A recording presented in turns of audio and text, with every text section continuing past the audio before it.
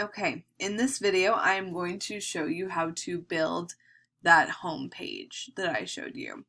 So for the purposes of this video, Sandbox Cousins is my homeroom class, Cousin HF Sandbox is math, and TRES First Sandbox is reading. When our courses populate, we will get one for our homeroom, and then we will get one for every single subject that is graded on the report card. So there will be a lot of courses here, and we'll want to narrow that down to just the homeroom page for our students. But for us, we will have access to all of those courses. We might want to narrow it down, however, to just the subjects that we're teaching. You know, we teach listening and speaking skills through the other subjects, so we probably won't use those courses to assign work. We'll be grading their growth and abilities through other applications, so we probably won't need those, but you'll need your math, science, social studies, and reading courses here because that's where your modules from the county are. So again, Sandbox Cousins is my homeroom class, Cousin HF Sandbox is my math class, and TRES First is my reading class. So I'm going to my homeroom class, and I'm going to show you how to make this home page. Before I even start making this page, I'm going to show you how to bulk upload your images. So if you go to Files, you can see here that I have all of Lisa's buttons here. To get them in here, I press Upload. Then on my desktop, I have that file of buttons. What I did last night was I clicked the first one, press and hold the Shift key, and click the last one, and then it grabs all of the buttons, and when you choose them, it will upload all of them. You can also upload things one at a time, but if you have everything in a folder like I did, this is a very quick and easy way to put them in. And once they're in here, they are now called course images, so it's easier to get to them. You don't have to upload every single time. So I would definitely recommend uploading in the Files section first anything you know for sure you're going to use. Now that I have those, I'm going to go to Pages, and it opens you up to your front page. Click View All Pages, add a page. We're going to call this Home 2. I had my Bitmoji Classroom banner up at the top, so I'm going to click into Images and Course Images because I've already uploaded it. Here it is right at the top. Welcome to first grade. I'm going to press Enter 2 times. And now I'm going to put in my days of the week buttons. So I'm going back into that Images, Course Images, and I'm going to put in Monday through Friday. Now, Monday is super giant huge, and we probably don't want it that big for the kids, so I'm going to click on Monday, Image Options, and I'm going to take this down to, let's say, 120 by 120. We are going to change the alt text to say Monday. And I forgot to do the alt text on the Bitmoji Classroom, so we'll do that in just a second. So there we go, our Monday button is nice and tiny. I'm going to click on my Bitmoji Classroom and make sure I have that alt text done. I'm clicking Image Options. I am going to leave this as Welcome to First Grade because that would be a nice thing to be greeted with if you're using a screen reader.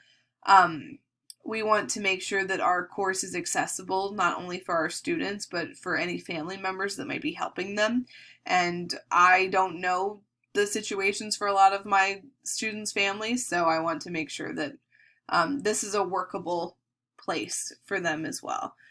So that's what the alt text is for. For an image like I talked about on that Tuesday page, making a cute banner that says Tuesday, when your person with the screen reader opens up that page, or even if your student is using the immersive reader, it's going to read the title of the page as being Tuesday, and then it would read Tuesday again, and then the directions and then the buttons. So you wouldn't need it to say Tuesday twice. You could click this decorative image button and then it wouldn't read that. That's what this means, is the screen reader does not read it. So I think we're good to go on this. We might need to make that smaller, but I think for now we're good.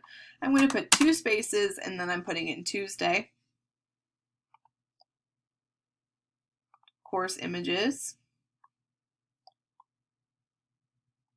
Putting in my Tuesday button.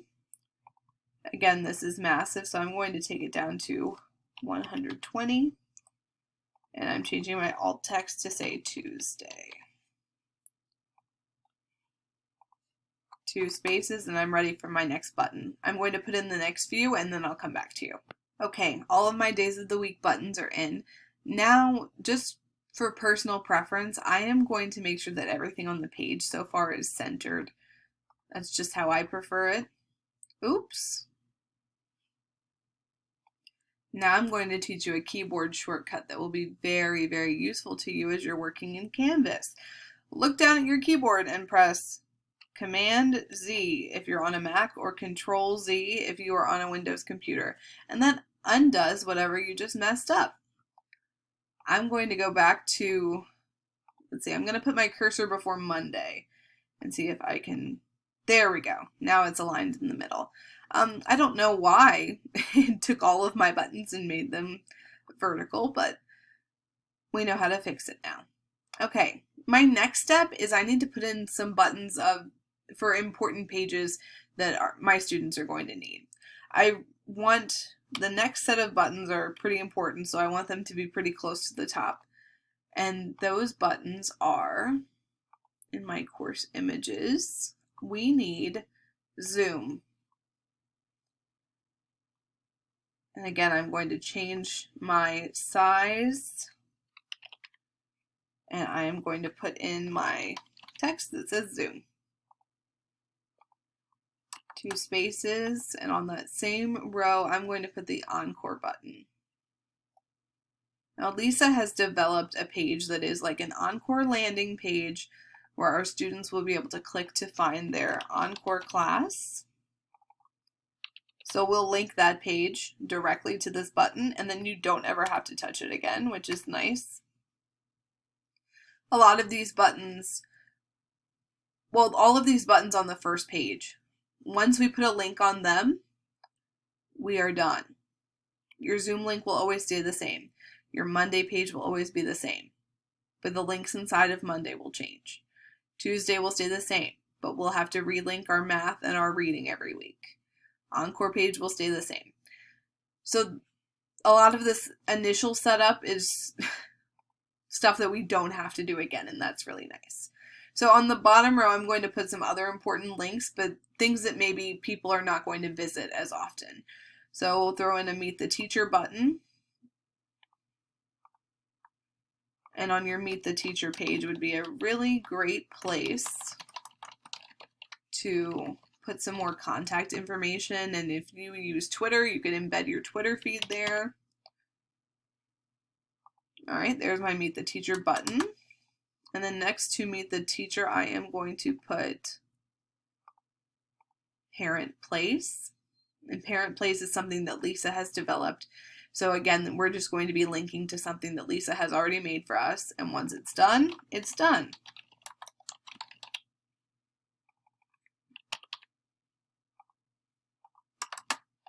And the last one we're going to put in is newsletters.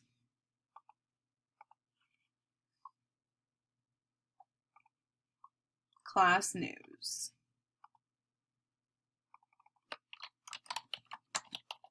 Making sure that my button and my alt text match.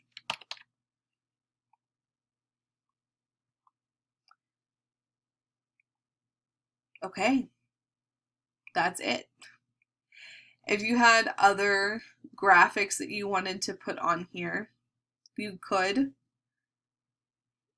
I was kind of thinking that I might like a horizontal line in between my rows of buttons just to kind of make it feel a little bit more organized to my brain.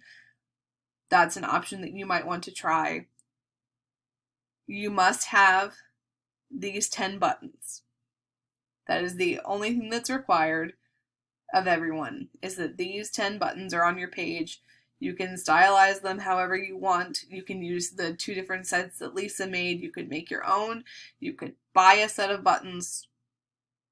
It's all fine as long as we have these 10 buttons. You need your days of the week, Zoom, Encore, Meet the Teacher, Parent Place, Class News.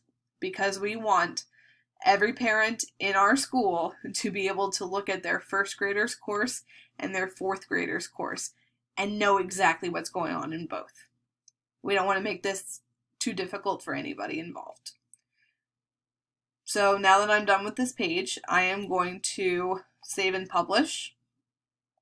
And because I want this to be my home page, I am going to, let's see, view all pages. I'm finding home to, clicking on my ... and use as front page. So when my students and their families log in, this is the first thing they see in their course, is my front page. This is going to look different on every kind of device. So with the width of my screen currently, my Friday button goes down to the next line. In the Canvas for Elementary group, I've seen a lot of people use tables and build up big calendars. The tables are not accessible.